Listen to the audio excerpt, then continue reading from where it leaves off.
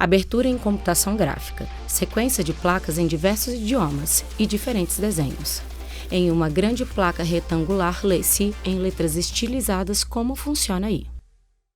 365 dias divididos Marina em 12 Campos, meses, apresentadora. 7 dias por semana. Pelo calendário gregoriano adotado pela maioria dos países, inclusive o Brasil, estamos em 2025, certo? Nem tanto. Na Tailândia, o ano é 2568, segundo o calendário budista usado por lá. Já em muitos países asiáticos, o calendário é baseado no movimento da Lua e do Sol, chamado lunisolar. Ele é usado para a contagem do tempo e para definir os dias de feriados oficiais. O Carlos mora em Seul, na Coreia do Sul, e vai mostrar pra gente como funciona esse calendário e como os coreanos lidam com o tempo. Animação de globo terrestre que gira partindo do Brasil até chegar a Seul, Coreia do Sul. Bandeira do país hasteada a tremular. 2 torres no alto de um monte ao anoitecer, cidade abaixo. É dia. 5 pontos cruzam um rio ligando a cidade. Ponte sobre o rio. Ao longe, um prédio alto em forma de cone se destaca. Annyeonghaseyo. Tudo bem, Carlos pessoal? Gorito, Meu nome é apresentador de TV. Eu moro há 16 anos aqui na Coreia do Sul.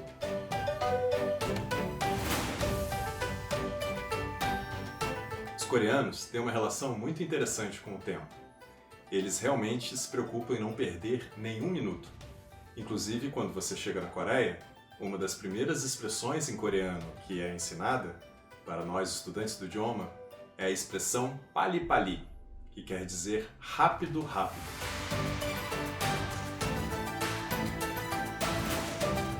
Outras consequências são, por exemplo, quando você vai a um restaurante aqui na Coreia, se o pedido demora mais do que 15 minutos, é considerado um grande atraso. Além dessa diferença cultural de valorizar sempre a rapidez e a velocidade na hora de fazer as coisas, eles também têm outros sistemas de contagem do tempo. O principal deles, e que nós não temos no Brasil, por exemplo, é o calendário lunar, que é um calendário milenar e uma tradição que se estende a outros países asiáticos. Segundo esse calendário, nós teríamos 13 meses no ano, seguindo os ciclos da Lua, e também o grande feriado de Ação de Graças, que acontece em setembro ou outubro. Como você já percebeu, as datas são móveis, e todos os anos a gente precisa conferir o calendário para saber que dia vai cair o Ano Novo Lunar ou o feriado de Ação de Graças. Mas não são apenas esses grandes feriados, como nós temos o Carnaval no Brasil, que caem em datas diferentes todos os anos. Aqui, isso se estende ao aniversário das pessoas. Ou seja, é muito comum que você tenha um aniversário no calendário solar, que é o calendário que a gente usa, e outro aniversário no calendário lunar.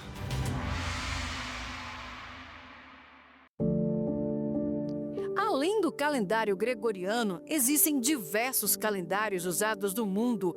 Entre os mais conhecidos estão: calendário chinês, um calendário lunisolar que leva em conta tanto o ciclo lunar como o solar. O Ano Novo Chinês cai numa data diferente a cada ano. Calendário judaico. De acordo com ele, o Ano Novo é celebrado no fim de setembro.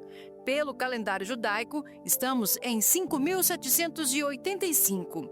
Existem diversos calendários judaicos. Calendário islâmico. Baseia-se no ciclo lunar e tem 12 meses de 29 ou 30 dias. Os anos têm entre 354 e 355 dias. Vinheta, como funciona aí. E para falar sobre esse assunto, convidamos a advogada e doutora em Direito Internacional, Estela Vieira. Doutora Estela, seja bem-vinda ao Como Funciona Aí. Antes de mais nada, vamos explicar uma coisa. Todo país tem autonomia para escolher o calendário que quiser? Sim, Marina. Bom, em primeiro lugar, olá, Marina, olá a todos que estão nos assistindo.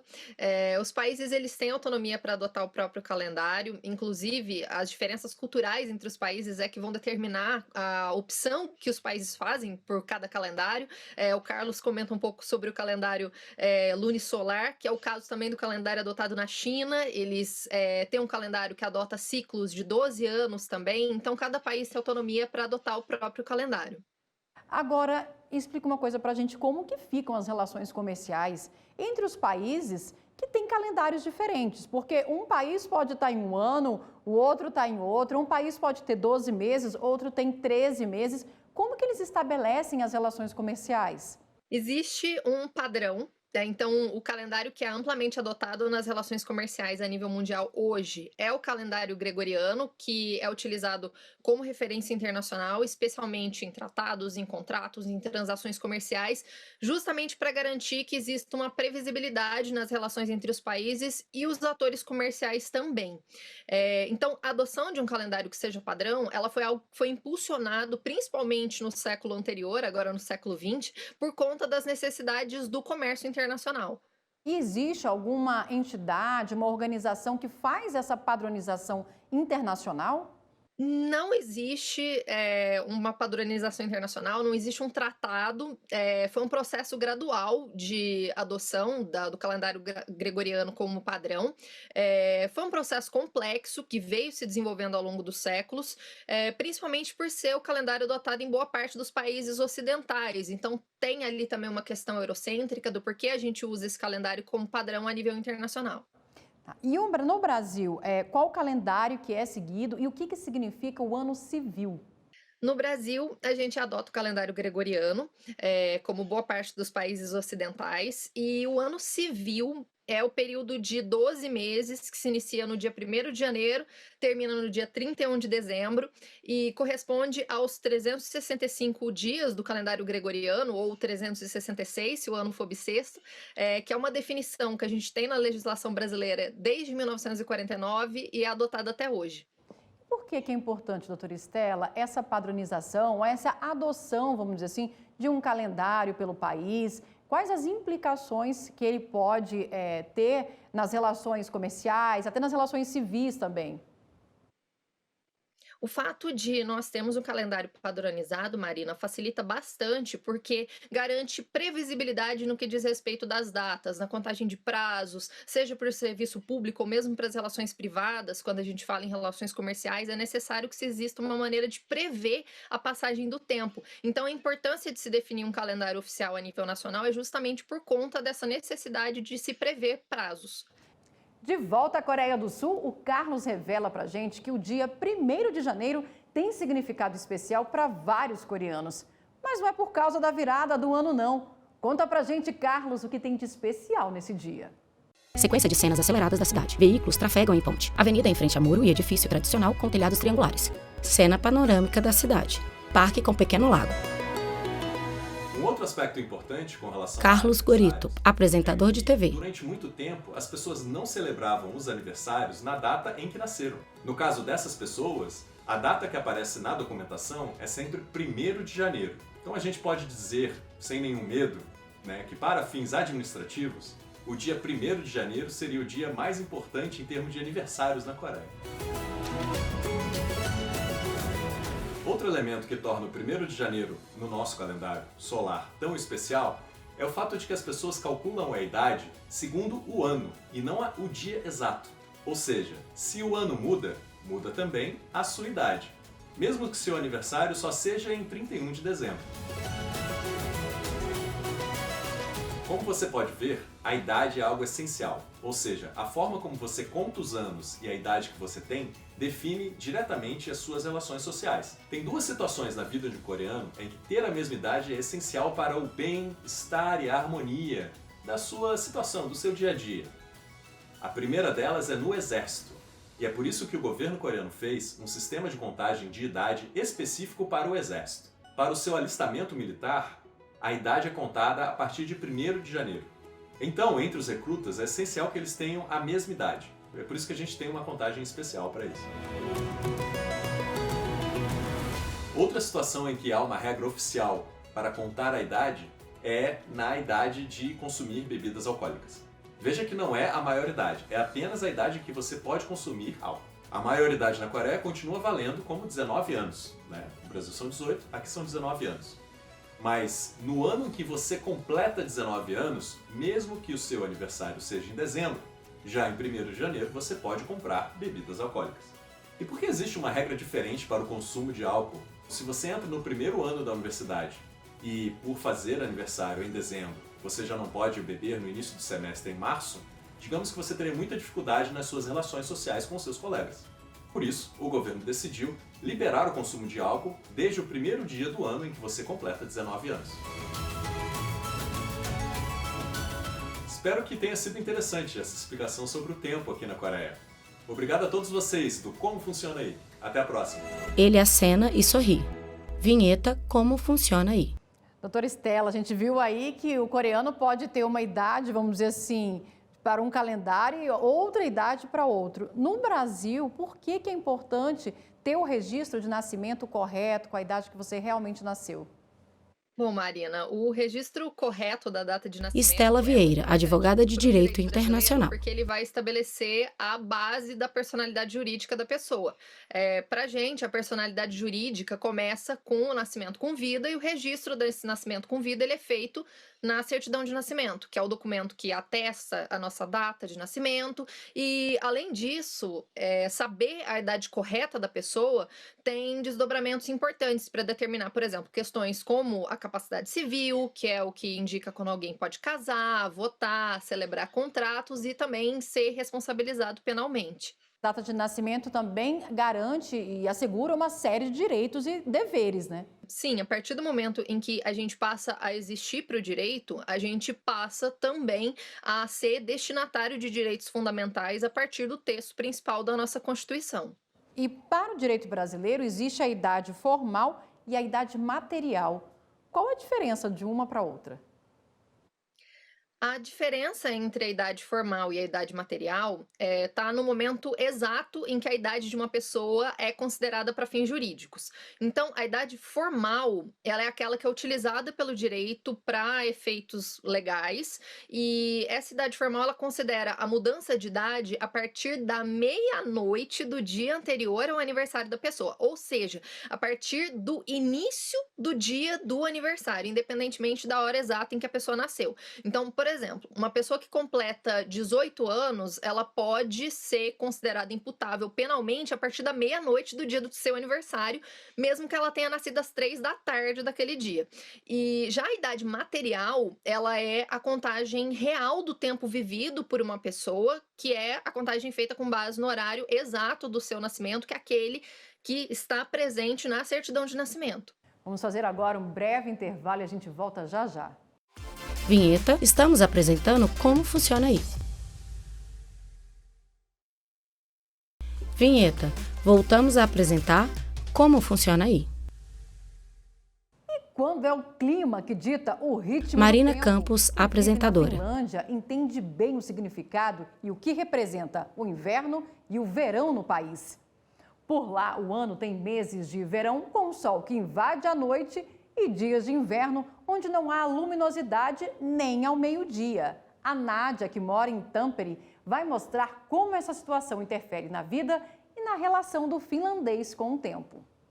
Animação de globo terrestre que gira partindo do Brasil até chegar a Tampere, Finlândia. Bandeira finlandesa tremula em câmera lenta. Cidade arborizada com casas em frente a uma grande porção d'água. Pequeno barco navega no foz de um rio. Conjunto de edifícios baixos e marrons.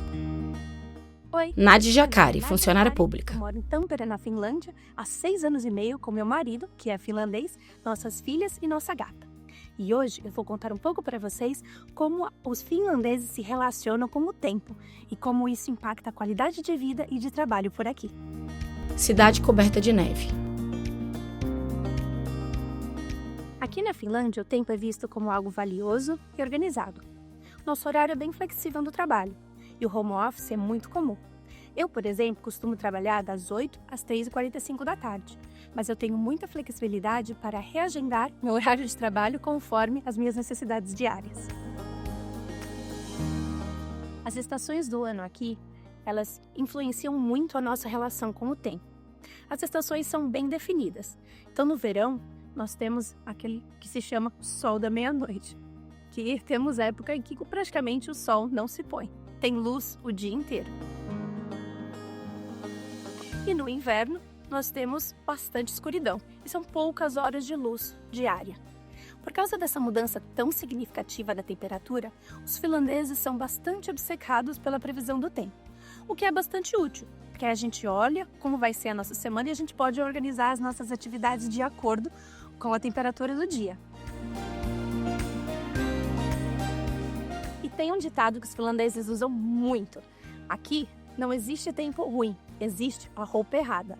Então o finlandês, ele tá sempre curtindo a natureza. Não importa se tá chovendo, se tá com sol estridente ou se tá nevando. Agora vamos falar de uma coisa que todo mundo gosta: férias. Como é que os finlandeses passam as férias aqui? Aqui todo mundo tem direito ao que a gente chama de férias de verão, que é no período mais ou menos de junho a agosto que todo mundo tira suas férias. Ué, mas como é que o país funciona então? Nessa época, muitos estudantes fazem o que a gente chama de trabalho de verão. Estão cobrindo para essas pessoas que estão saindo de férias e curtindo com suas famílias, já que afinal o verão aqui é muito curto, né? Maio até mais ou menos agosto. Apesar disso ser muito bom, tem um lado negativo também. Todos os processos ficam um pouco mais demorados.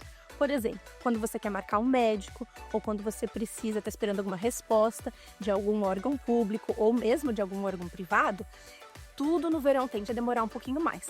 Mas aqui todo mundo entende, porque todo mundo está se beneficiando das mesmas férias e do mesmo verão. Então, ninguém reclama, todo mundo vive e aguarda até que a estação termine e que as coisas voltem ao ritmo normal do dia a dia. Vinheta Como Funciona Aí. Voltamos a conversar sobre esse assunto com a advogada e doutora em Direito Internacional, Estela Vieira. Doutora Estela, a gente viu aí que a Finlândia, ela acaba se organizando em função do tempo, né? Mas como é que ficam as relações trabalhistas, né? A gente viu, por exemplo, ela falando praticamente de uma férias coletivas no país, trabalhadores que avançam aí a madrugada em função do tempo mesmo no país. Como é que fica essa situação? Na legislação nacional da Finlândia, Marina, o Working Time Act, não existe nenhuma diferença na definição do que é turno noturno para os meses de inverno e para os meses de verão. A medida ela é considerada a mesma, pelo menos formalmente, independentemente se faz sol o dia todo ou se fica escuro durante as 24 horas. O trabalho noturno ele é aquele que é realizado entre as 11 da noite e as 6 da manhã, e desde que haja uma compensação salarial definida em lei, mesmo se a pessoa morar, por exemplo, ali no norte da Finlândia, que é essa região que tem o fenômeno da noite polar. E aqui no Brasil também a gente tem, né, essas regras, vamos dizer assim, em relação a direitos trabalhistas em função do horário da manhã, da noite, da madrugada. Sim, a nossa legislação nacional, ela também prevê mecanismos de compensação, também prevê mecanismos que garantam o bem-estar e a segurança desse trabalhador, independentemente do turno no qual ele vai realizar suas atividades laborais, até porque a gente sabe que o período noturno, ele normalmente é o período no qual o nosso corpo busca descanso, e esse descanso ele é muito importante até para as atividades biológicas do nosso corpo. Então, tudo isso tem que ser devidamente regulamentado na legislação trabalhista. E não é também só na legislação trabalhista, né? O direito penal brasileiro traz também uma série de previsões que dependem, vamos dizer assim, dessa determinação se é o período de dia, se é um período noturno. Explica um pouco melhor isso para a gente, essa relação. Bom, Marina, no que diz respeito ao direito penal, a gente tem uma importância muito grande com relação a essa diferença entre dia e noite, porque, principalmente no que diz respeito à inviolabilidade do domicílio, ao cumprimento de mandados de busca e apreensão domiciliar, a gente precisa ter esse momento muito bem definido, o que é noite, o que é dia. A nossa Constituição, ela estabelece que o ingresso em domicílio alheio com ordem judicial, ele só pode acontecer durante o dia, que é o período no qual normalmente a gente tem aqui no hemisfério sul a luz solar. Então, a doutrina majoritária entende como sendo o período das 6 da manhã às 6 da tarde, então ali às 18 horas, que é o período no qual a gente normalmente tem sol ao longo do ano todo. Essa questão do tempo, né, do que é o dia e noite para o direito penal, ela não deve ser confundida com a limitação do que seria o período noturno para fins da tipificação, por exemplo, do crime de abuso de autoridade, que está ali na lei de abuso de autoridade, que é o que impede a execução de mandados de busca e apreensão, por exemplo, entre as 9 da noite e as 5 da manhã, e que não interfere em nada com a definição que eu comentei agora há pouco, no que diz respeito à nossa Constituição. Vamos voltar para a Finlândia, porque a Nádia vai mostrar que por lá o calendário tem algumas diferenças e curiosidades. Nádia, conta pra gente como funciona esse calendário. Sequência de cenas da cidade com prédios baixos e arborizada.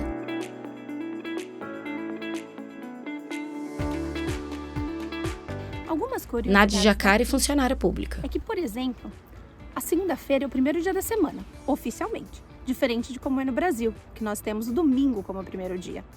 Outra coisa é que o nosso calendário é diferente. Aqui eles se referem muito como as semanas do ano. A primeira semana, a segunda semana, semana ímpar, semana par, e eles organizam o trabalho dessa forma. Outra coisa interessante sobre o calendário é que para cada dia do ano tem um dia do nome. O meu, por exemplo, é dia 9 de agosto, é o dia do nome Nádia. E aí todo ano, nesse dia, eu ganho um bolinho, cartões e a gente comemora. Os meses aqui, eles têm nomes que têm referências ao que está acontecendo aqui na natureza. Por exemplo, Kesaku é nosso junho, que é o mês do verão. Ku é tanto mês quanto lua, então é a lua do verão. O finlandês é um povo muito honesto e pontual. Por exemplo, se o ônibus está esperado para passar no seu ponto às 6h42 da tarde, é esse horário que você pode ter certeza que seu ônibus vai passar. E a justiça aqui, ela é extremamente organizada e eficiente. Tudo aqui é feito na base da confiança. Espero que vocês tenham gostado de conhecer um pouco sobre como funciona a relação com o tempo aqui na Finlândia. Um abraço e até a próxima! Ela sorri e acena. O primeiro dia da semana no Brasil é... De acordo com a Associação Brasileira de Normas Técnicas, o primeiro dia da semana é domingo. Já para a Organização Internacional de Padronização ISO, que estabeleceu padrões mundiais de dias, horas e ano, o primeiro dia da semana é segunda-feira.